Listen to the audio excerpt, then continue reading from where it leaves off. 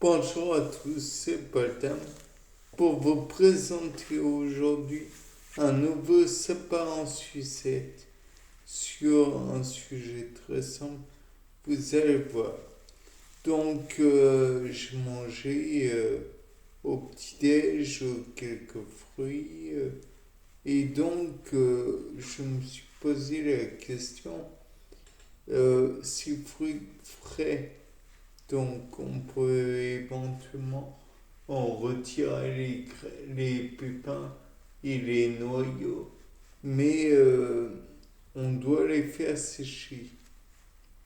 Bon, pour éviter qu'ils pourrissent ou que sais-je encore, on les plante. Et là, on peut attendre environ 21 jours, peu importe, et on obtiendra avec un apport d'eau des éventuels des plantes éventuelles, peu importe. Mais si on dessèche totalement le fruit et qu'ensuite on apporte de l'eau sur le noyau qui est dans ce fruit, par exemple, prenons une date, on l'a desséché et on en retire le noyau. Pareil pour la prune, on la dessèche, on obtient un pruneau, on ouvre, on en retire le noyau. Ce noyau planté dans le sol, après avoir été réhydraté un peu, est-ce qu'il va nous donner un arbre à nouveau? Parce que à la limite, la date n'est pas résultante d'une greffe, peut-être que ça pourrait être valable. De plus, le pruneau, un prunier, c'est pas résultant non plus d'une greffe, contrairement à la nectarine, qui est la résultante en fait de la greffe d'un prunier sur un péché ou l'inverse. Non, je crois que c'est bien le prunier sur un péché. Donc là, on peut se dire, oui, c'est vrai, mais est-ce que on a desséché avec la chaleur ou on a desséché naturellement? J'ai envie de dire que si on dessèche avec la chaleur, peut-être qu'on détruit de l'extérieur le germe qui est à l'intérieur du noyau. Et dans ce cas, peut-être que euh, ça rend le germe impossible à venir. Ça tue l'embryon qui est dans le fœtus embryon, je ne sais pas, qui est dans le noyau. Et donc, à terme, on peut envisager la possibilité que cela ne puisse pas être planté. Ou alors planté, mais on n'attend rien. Dans tous les cas de figure, ce noyau de prune ou ce noyau de date, il va finir peut-être, s'il est desséché naturellement, par, par germer. Et donc, puisque on n'aura peut-être pas totalement éradiqué tout enzyme qui pourrait être sur le noyau.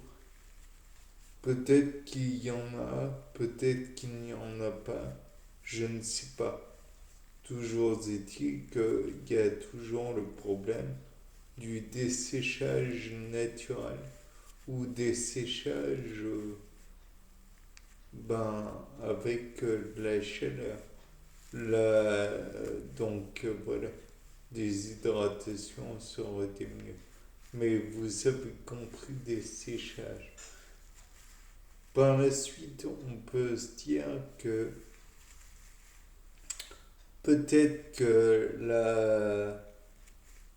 comment dire, le fruit de base est résultant d'un greffage de noyaux de plantes totalement différentes et donc ne pouvant pas germer ou alors ne pas donner une descendance fertile. J'ai envie de répondre à ça. Il n'y a qu'en essayant qu'on a la réponse. Et donc, je vous dis tout de suite, essayez, vous verrez bien. Par la suite, nous pouvons nous poser la question, est-ce que la chair des fruits en eux-mêmes pourrait éventuellement servir à fertiliser le sol? Si le sol est totalement dénué de minéraux, il est lavé, relavé par une pluie abondante. Peut-être que les racines arrivant à s'enraciner, oui, profondément, ou peut-être pas. Toujours est-il que là, dans le cas présent, il va falloir attendre que l'eau soit suffisamment abondante pour que la plante puisse repousser. Par la suite, il y a aussi le problème des ramifications de la racine. Enfin, problème. C'est pour augmenter son champ de d'absorption et envoyer des messagers chimiques, des hormones de croissance. Et puis, il est éventuellement possible que si comment dire, on envoie trop d'eau, alors ces hormones de croissance, elles ne seront pas assez nombreuses et donc la plante ne poussera jamais. Peut-être que là encore, il y aura le problème du lessivage des racines. Et puis, si éventuellement on met dans le même milieu les mêmes plantes, peut-être que, comme le disaient nos chers mousquetaires, un pour tous et tous pour un. Et donc vont permettre de développer plus en quantité plus abondante les rameaux. Et peut-être que la plante pourra pousser plus vite. Tout cela n'est en fait qu'une question de peut-être de nutriments, d'hydratation. Dans tous les cas, il y a du temps qui devrait être mis en question.